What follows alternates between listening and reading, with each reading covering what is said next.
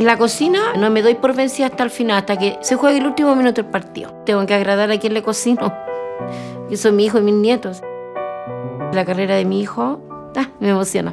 Y más encima verlo, algo de uno ahí, defendiendo los colores patrios, no, es emocionante. No tiene pago eso, no tiene pago.